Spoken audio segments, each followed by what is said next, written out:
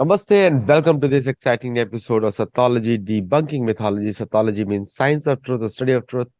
Opposite of that is mythology or mythology, which means science or study of fake lie or imagination.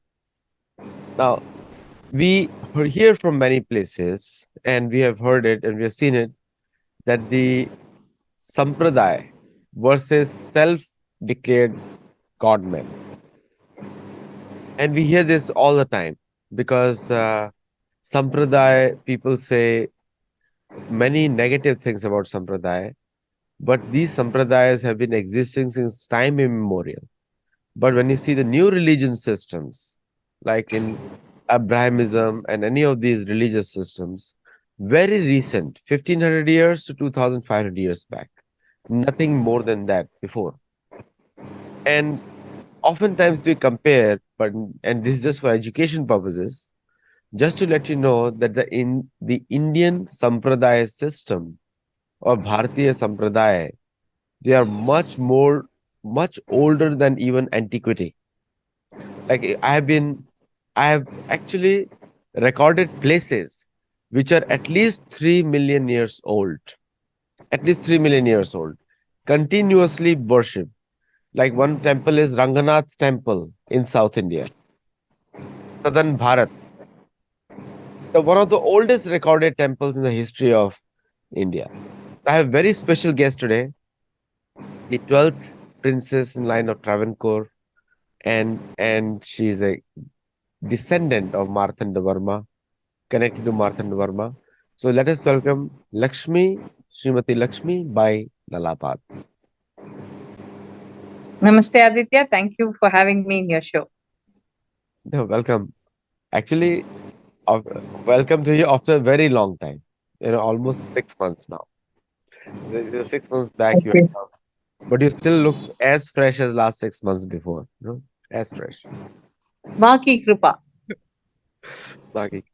So let me ask you one thing. Like when we talk about the sampradaya, the antiquity of sampradaya. So can you share something about how old are these sampradayas? Ah, see, scientifically, it has been proven that the Earth is more than 2 million years old, right? So, how old are these sampradayas? At what time did human beings come? The Darwinian theory says that life happened in the sea, the planktons, and then, single cell creatures became multi-cell organisms, and they grew and grew and grew, and finally we got to the pre-man, and then got to human beings, right? That is one version. The other version is that when creation happened with all of its plurality. Everything was there, from the plankton to the human being. Everything was there and in its place. So the first question is, how do you look at creation? Okay, that is number one. Now, if you accept the Darwinian theory of evolution, it's different. If you look at the concept of srishti, it is different. And so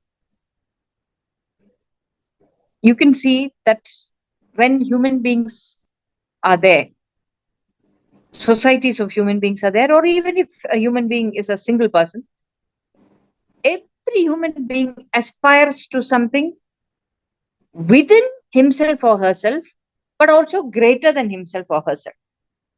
The whole problem I have with spiritual systems which denigrate the outer world is this, because it is within the outer world that we exist, and within us exists our inner world. You can call it Atma, you can call it soul, you can call it Parabrahma, you can call it whatever, but there is no basic conflict between these two. The moment you accept a a human imposed conflict, you are on your way to perdition, because you really don't know where to. you're somewhere, you're like a pendulum, you're going from one end to the other, spiritual, worldly, and it just won't happen. I mean, it won't work out, because you are never going to get stability. One of the earliest forms of worship is that of the put. It is called put. It is the anthill. Okay. uh, Ants, the termites go down for nearly 150 meters down the surface of the earth, and they collect the wet soil and they build termite hills. Valmiki, the author of Ramayana, Valmiki he had done so much tapas that he didn't realize how time had passed. So he was covered by an ant hill, a termite hill, and that is how he got his name from, I think, Ratnakar. If I'm not Ratnakar, the hunter becomes Valmiki, the author. You'll have to correct me if I'm wrong, Aditya. So the termite hills are one of the earliest forms of worship. Okay, and sampradaya is related, obviously, to. I mean, you can have Kalari Sampradaya, which is martial arts lineage. You can have Sangeeta Sampradaya, musical lineage. You can have literary sampradayas. Now we are talking basically about spiritual sampradayas. So it is only when worship happens, okay, but somebody starts worshipping, somebody witnesses it, and that somebody tells other people. That, I would say, is the beginning of sampradaya. So one school of thought says that Shiva is the Adi Guru of Panini. The Shiva as when Shiva sits under a tree, and Dakshinamurti, of course, Dakshinamurti. Shiva as Dakshinamurti is the teacher. He's a prime teacher. He's sitting under a tree on a spadika stool, and his shishyas are much younger than him, and they don't speak. All their doubts are cleared through mind conversation. Okay, if you look at the information which has come down to Indians, okay, us, doesn't matter whether we are called Bharatiya or Indians, us, um, rishis meditate on things for a very long time, and then they get enlightened from within. Okay, this is exactly like physics people, men of science, men of physics, saying that I got an idea. Where does the idea come from? It comes from it. It comes from within. It's like a small seed which is in their psyche, and it comes and blooms and becomes a flower. It becomes a flower which everybody can see, everybody can smell, everybody can enjoy. So this is the root of sampradaya, Aditya.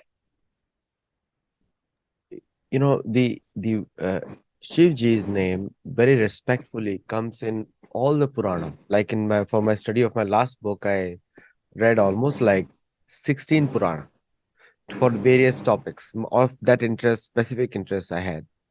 And many places, Shivji's name and Vishnu's name have been used interchangeably everywhere. Yes.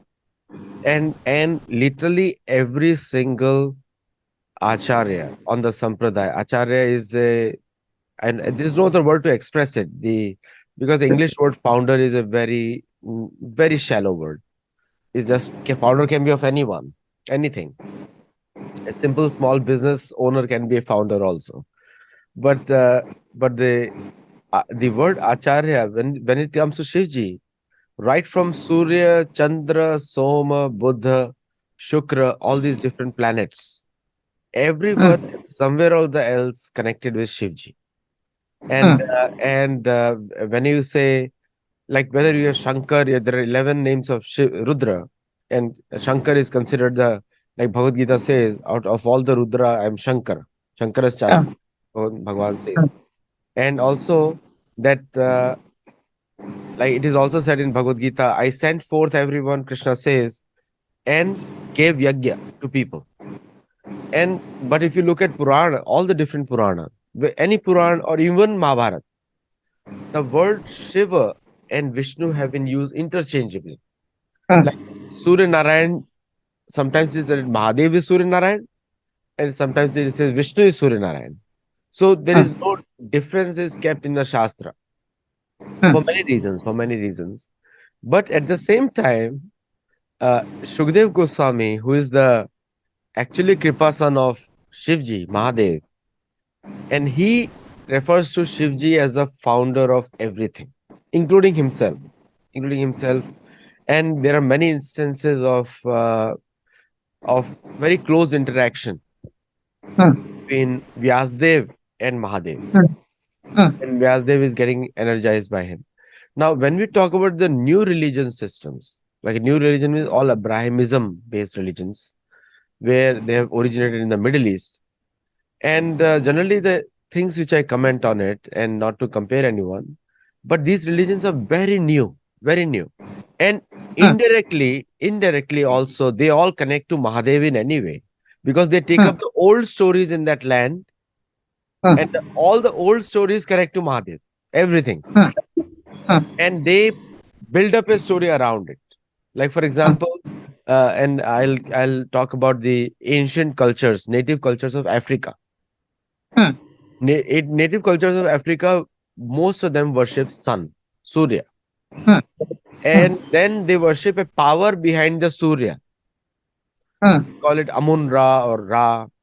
Huh. Again, the concept of Shiva and Vishnu comes in over there too. In the Huh. native Huh. cultures, like they'll describe that there is a supreme person and he has a wife who is the lord Huh. of the entire planet Earth, Huh. indirectly referring to Durga. Huh. So directly the Shiv Parivar comes in. So what do you think about the new religion systems which have come, or self-declared religious systems where people just impose their own idea, neglecting the old idea? Huh. What do you say? Well, first of all, Aditya, I don't have time to spend on them. I don't have time to waste on them. If people are happy following it, let them. Okay? But don't ask me to meditate on them. It is like each one to oneself. Now, you very interestingly pointed out about Shiva and Vishnu. Okay? Hari is one of the names of Mahavishnu. You know that. Um, if you take Sanskrit, Hara is Shiva. Hara plus E. E is Ikaram, Bhagavati. So you put Hara and Devi together, you get Hari. There is a beautiful song in Tamil, composed by a great singer and a composer called M.D. Ramanathan of Tamil Nadu. And he says, Hariyum Haranum Undre and Ariyadaru Bularo, which means, is there anybody who does not know that Hari and Haran are one? Okay. And he says, ஹரியுட பதி ஹரியுடை பதினாலு லோகங்களை பாலித்தருள்வான் ஹரி பசுபாச விமோசனன் ஹரன் பரகதியே அருள்வாரே ஹரியும் ஹரனும் ஒன்றே இன்று அறியாதாரும் உளரோ, which means Hari takes care of his 14 lokas. Haran gives paragati, moksha. Okay. And then Pashupadam Koduttan Haran. That is, Haran gave Pashupadam to Arjuna. Okay. And Pannaga Shayanan Hari. Hari sleeps on a snake. Pannaga Bhushanan Haran. Haran wears snakes as jewelry. And one is married to Uma, the other is married to Lakshmi, but they are just the one and the same. And anybody, that's how the song ends. The song ends that anybody who does not realize this is an unfortunate murk, Aditya. Yeah, the comparison is literally comparison is not needed actually. Yeah. So the because most of the time people they compare, and you have a very beautiful voice. The audience Thank love you it. so much. Thank you so much. People around me are like, "Oh, shut up!" Every time I sing when I'm very unhappy. I sing when I'm very happy also. So, So hmm, actually, the most of the people they try to compare, and I think in the seekers world, in the our world, where the comparison is literally useless because the hmm, comparison often leads to confusion. hmm, But people who are following their own cultures, and if they do it properly, or hmm, going back to the basics, sometimes going back to the origin, hmm, then they'll hmm, derive immense benefit also. The problem in the today's society is that we spend so much money on healthcare, and I'm talking from hmm, the Western perspective, but hmm. nobody is healthy. So Ah, no one is healthy because the other habits are lacking. But the hmm, but the most important thing is the spiritual fulfillment of the human heart is not done. And hmm, for that sampradayas, like the sampradaya in the spiritual sense, they are needed. At the same time, the religious systems are also needed. What do you think? I fully agree with you, Aditya. Please understand one thing. Look at the longevity of these sampradayas. Okay, these sampradayas have been around for a very long time. So obviously, there is something uh, very valuable and good about them. Otherwise, they wouldn't last for so long, right? If it was just a fad or just a fashion, okay, it would uh, it would come, it would peak, and it would just drop and vanish. Now, these sampradayas are not vanishing. The followers of these sampradayas are, in whatever way, they are there. They are there, okay, and in certain cases, they are expanding also. And one of the things which I've seen in common in with many people. Okay, this is not applicable just to very spiritual people. This is applicable to a cross section of society. I've seen. Let's take an ordinary person. An ordinary person is born, gets, I mean, studies, grows up, gets a job, gets married, has kids, buys property, whatever it is, has some kind of wealth, blah blah blah blah, and a very normal life, okay, but somewhere in between all this, he or she starts feeling uh, lack lack of something, okay. And I'm not saying that this person has to be unhappily married. I'm not saying that this person has to have financial difficulties. I'm not saying that this person has to have kids who are impossible. No, even if everything, thanks to Bhagavati, thanks to God, thanks to whatever divinity you believe in, is going well, somewhere you start feeling a lack of something, and that is your first step to spirituality. The ones who are really, really, really lucky are the ones who, as they grow, right from the time when they are in their mother's womb, they are exposed to spirituality. All of us have heard the story of how Abhimanyu, uh, when he was in his stomach, um, learned how to penetrate the Chakravyuha, the formation in a battle, but he did not hear how to exit it, and that's how he went into the Chakravyuha during the Mahabharat battle, and he was killed because he didn't know how to exit, right?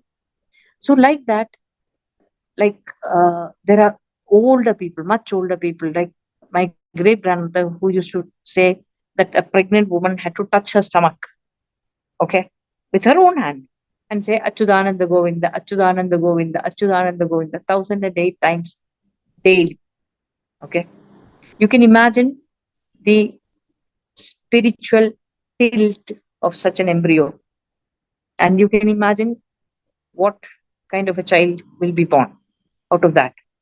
You have in the Indian system, you're given ghee, you know, um, on which uh, mantras have been said, and then the expectant mother eats it. So there are so many ways of connecting um, people to spirituality. We are very blessed because um, right from the time we are in our mother's womb, we have a spiritual connect. In fact, the Shodasha Upagaram, Shodashopagaram, Shodashopacharam, sorry, um, which is done, all 16 of them have a connection to spirituality. Now, when a normal person who does not have the advantage of being exposed to any of this, the moment he starts thinking that, what is it? I'm happy, but yet I'm not happy. That they say one of the interpretations of the three lines, the Tripundra of Shiva, is the frown. You see, when you start thinking, you start frowning. So these are the one, two, three. And it is when you start thinking that you realize that you want answers, and then you go behind answers, you seek the answers. And it is the sampradayas who give you the answers. So a guru is guru, the word guru. Um, Gu means andhagar or darkness. Ru means Ram. Ru is the root bijam of Ram. Ram Agni Atmana, that is Agni or light. So the light which penetrates and destroys the darkness of the Gu is the Guru. And they say Guru Brahma, Guru Vishnu, Guru Devo Maheshwara, Guru Sakshat Parabrahma, Tasmai Sri Gurave Nama.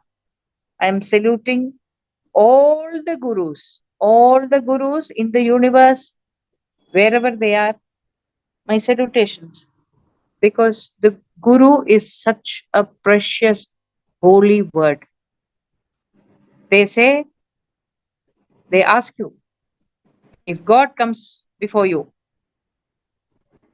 and your guru comes before you, who will you bow to first? And the answer is, you will bow to the guru who showed you God.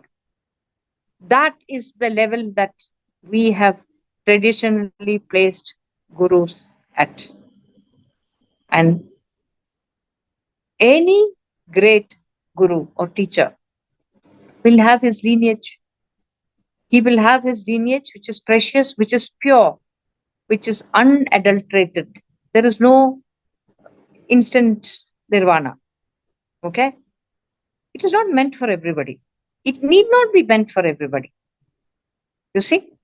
And take Madhavacharya, take Shankaracharya, take all the acharyas.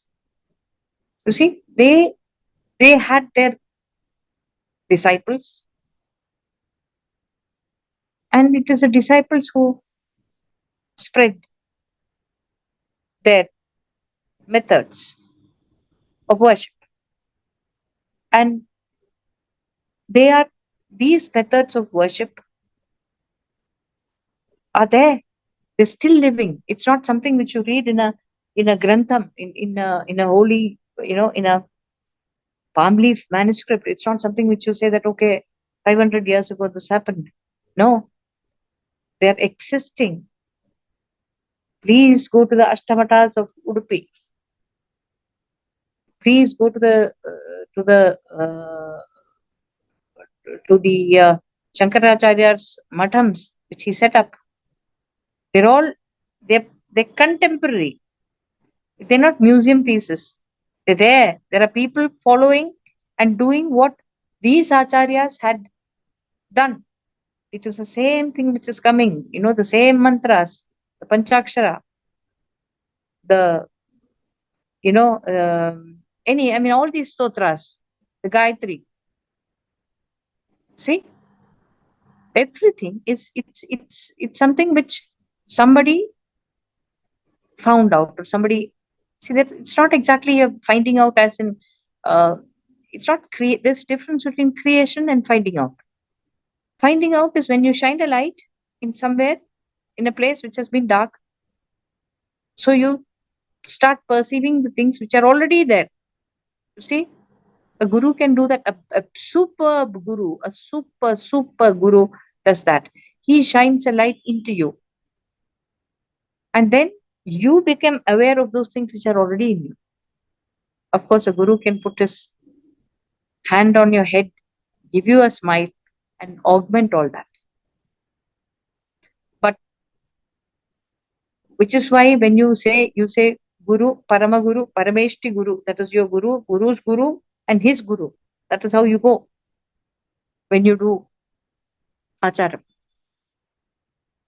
And this is very important. This is very important for, see, the other question which you asked, can you do your own thing? There is there is a phrase, I think in the Saundarya Lahari, Swatantram Te Tantram, which means it is what you feel.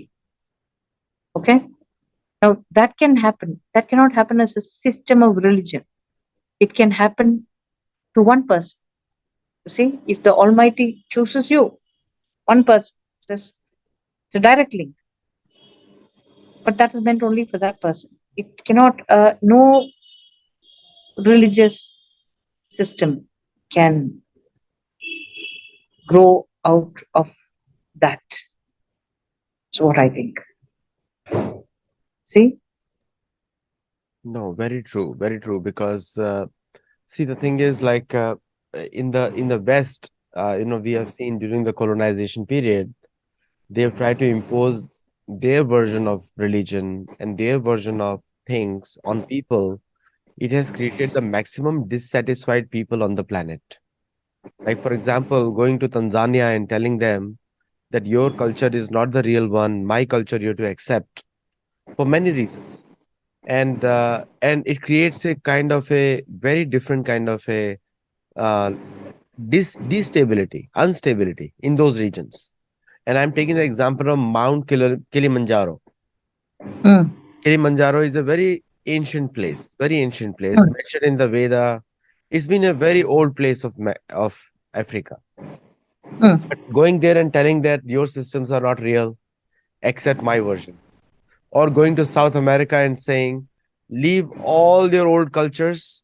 South American cultures are as old as India, if not older, mm, as old as India. Because, and going there and telling them, okay, just forget about everything.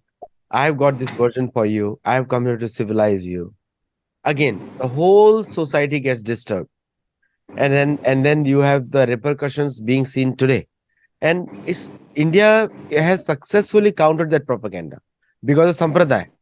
Our teaching traditions countered it in a very good way. So they had to devise new ways to confuse us by changing our translations, not scriptures, translations only. So all the games in India were played from Sanskrit to English. So if you don't mm. read English, then everything is good because nobody can change Sanskrit. Ah, Just you have to avoid all English translations by anything which is Western author name, William, this, that. Just throw them out.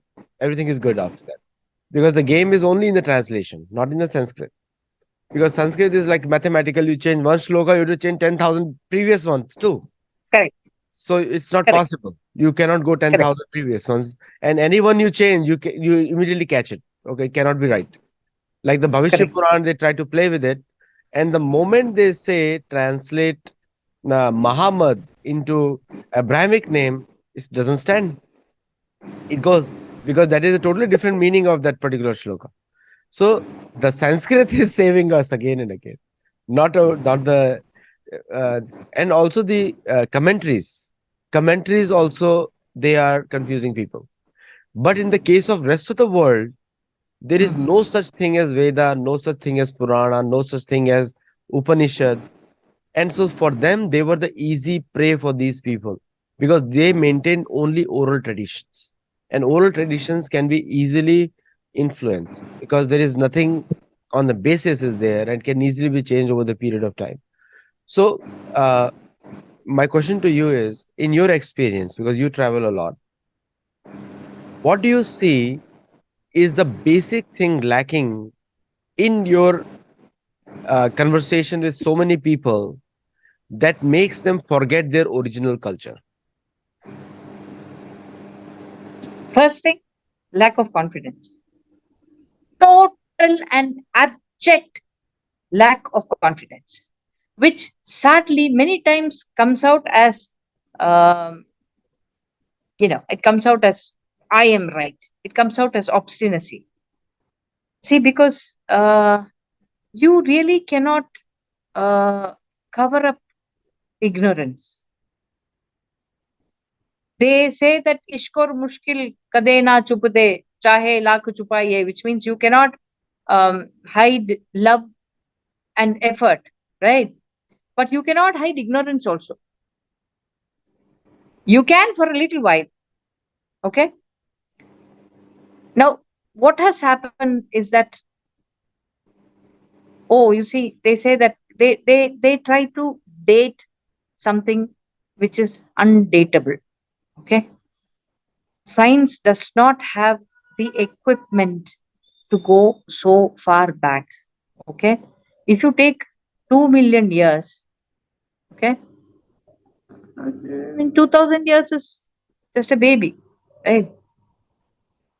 So we can, what we do many times is that we reconstruct, and when we reconstruct on the basis of what we are exposed to, which is here and now, okay.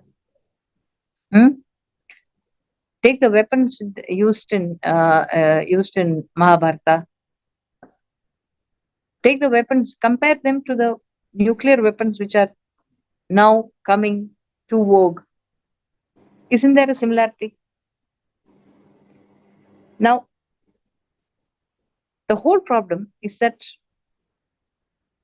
whether you call them, uh, written Puranas or even oral traditions, when you hear, okay, I know you don't like this word, but bear with me for a minute, Aditya. Let's say you hear stories, quote unquote stories. The stories are not based on something which is not real. Okay, it's based on something. Now, what happens? And in this, I agree with you. They say, oh, it's just a story. It is some writers, Veda Vyasa's imagination, Valmiki's imagination. So, the moment imagination is very, very important. Okay, as a writer, for me, without imagination, I don't think I'll be able to live. But you cannot base something just on imagination. Okay. Then it becomes a fantasy. It becomes a fantasy world. Of course, you can write fantasy literature. I enjoy reading them also. You can watch fantasy movies, definitely. But you cannot, once the moment you come out of the theater or moment you close the book, you cannot live on fantasy. Okay.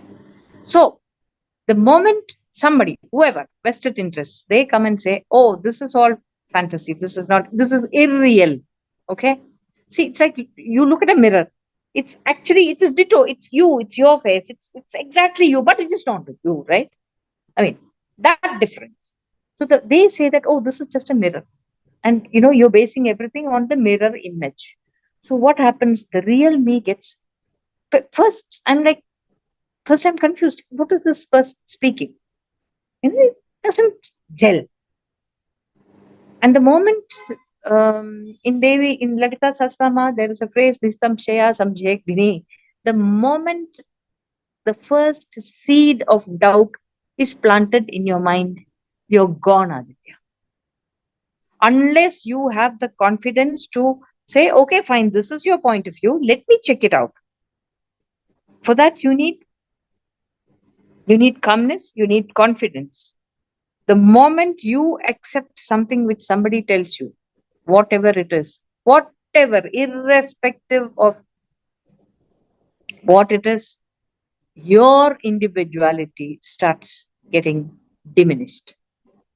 That is what they want.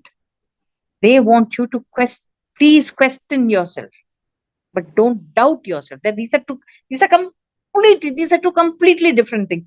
Keep questioning yourself. Otherwise, you'll become self-satisfied. You'll become pompous. You'll become full of whatever I say is correct. That is self-questioning. But self-doubt, never. Self-doubt is going to send you down, down, down, down, down, down, down the slippery slope, which from which it's very, very difficult to extricate yourself. So they plant this attitude in you that we know better than you. Okay. The question to ask people who say we know better than you is, who told you so? What makes you so? What are you basing your statement on? Okay. You say you know better. Why do you say that? And unfortunately, what people say is either they fall down as slaves and say, yes, yes, yes, yes, yes, my master, you know, Ji Huzur, we are wrong. We are pagans. I love that word. Okay. I love that word. I am a savage. I think I've told you on your program before. I am a savage. I'm a pagan. I am not cultured. I don't want to be cultured. I don't want to be sophisticated. I eat with my hands. Okay. I I mean I prefer eating with my hands. I'm I don't want, I mean, if cutlery and crockery is sophistication, hello, here is a 10-fingered savage. Absolute unapologetic savage. Okay? Leave me to my savage religion, leave me to my savage rituals, leave me to my nonsensical, uncouth, uncultured ways. This is what I am. This is what has been handed down to me, not just from my great grandmother, who's the one I can remember as the one who's teaching me, I mean, who taught me, but it has been handed over through millennia. Let me be. You, whatever you have, it's wonderful. Keep it. Don't give it to me. Why are you giving it to me? It's so precious. Use it. Keep it. Don't share it if it's so precious. That is my answer, Aditya. Amazing, amazing. Because they're exactly the same logic they gave in to Indians. They gave the logic, and to other people. But eating by hands in Ayurveda is considered very good. You need to look food in with your eyes, and feel the grains with the top of the finger. That's called Ayurveda. It's almost like a meditation. And Of nowadays, course. nowadays what they've done is they've made a food into a fast food and this junk food, and people stand and eat, Yeah, which and which is not good actually for in the Ayurveda. You know, there is one study, Aditya, by the way, which says that when you put the cold metal cutlery in your mouth, okay, and you put your warm hand in your mouth, this increases salivation, warm hand. And as you know, increased salivation means more digestion. good See, digestion. now the West itself is saying what we, unfortunately, the sad thing is that our grandmothers did not have the equipment to meet them on a logical argument plane. No, it takes around 20 years or 30 Hmm. years for a one bad habit to change. So now their intelligent people have started talking. Sometimes not even 20, 30 years. Okay, I'm 61. Ah, I'm sorry. I must say, Aditya, you're very, very, very optimistic. No, Oh, I'm talking about the Western propaganda. So now okay. they have accepted that eating by hands is better. Their Yeah, scientists have accepted. It yeah. will take at least 100 years, because generally the IQ level in the West is lower than the IQ level in the India and other countries also. I don't know, for whatever reason the IQ level is lower, but the trust factor is higher in the other countries, and that's why they were colonized. Because we Ah, trust everybody, and yeah. they don't trust even their own father, mother also. So there's Ah, a lot of difference ah, there in terms of culture. So for them, now their godfathers are saying it, and now they're going to accept it after 20 years. So in next 40 years, I'm sure that the first of all the McDonald's needs to be closed because it's the most unhealthy chain, and hmm. and their other chains are going to start saying eat with your hands because we don't have money for the cutlery. That's what they say. Okay. Yeah, you can keep rewashing and reusing for as long as you're alive, right? Or because as long as you're. because the COVID taught them to keep their hands clean. True. True. So therefore Absolutely. they're going to wash their hands, and they're going to do things like that. But thank you so much for coming and sharing your thoughts on this important matter today. And people love you're singing, and I saw the more people were joining after that. I said, okay, wonderful. And then All I can say is that they have extremely bad taste, okay, in music. no, they loved it. That's why I saw more people joining. And and believe me, I mean, I would tell the students who are watching that the the culture of sampradaya is way more older than anything West has ever documented. I can say simple like that, because Yeah. the West keeps changing the bench posts actually, because they're scholars. They keep changing the posts because they're not connected to anything, including their own culture. They don't know about themselves also. Yeah. Like what they teach in the universities in Europe about themselves, or in US about themselves. So mostly it comes down to the European history. Hmm. So they're Yeah, not. yeah, that you are absolutely right about that. You're absolutely right. In fact, they are still very Europe centric. Very Eurocentric, very Eurocentric. I mean, it shows up everything. I'm going to Italy, I'm Italian. Okay, then who is an American here? Nobody is American here. And the only Americans left are the Native Americans. So, Ah, so it's like I'm going to Italy, I'm going to talk about the French, and I'm going to French baguettes and all. I said, but then what is Native American food? Nobody knows. Native yeah. American food, I can tell you, all the people who are watching, Native American food was corn, squash, and beans. That was a Okay. staple diet. Okay. And also there is another form of rice which grows on the trees like a buckwheat, like millet, which India is Oh, okay. exporting nowadays. Something like that, Ah, which was also food actually for grains. ah. So, but it's not time to go back to being real American and living on the nature and looking at the stars, because at some point of time people are going to snatch away the US dollar. So we're going to live under the stars and watch, eat like they were eating in the hand. I will be a happy person. So thank you very much, Lakshmi ji, and Srimati Lakshmi Bayi Nalapat ji, and also Nalapat actually ji, and thank you all for joining, and thank you all the viewers for joining and putting good questions. I did comment on your comments, so I did included that in my conversation with her. So thank you and namaste. Thank you so much for having me, Aditya. Namaste. Thank you.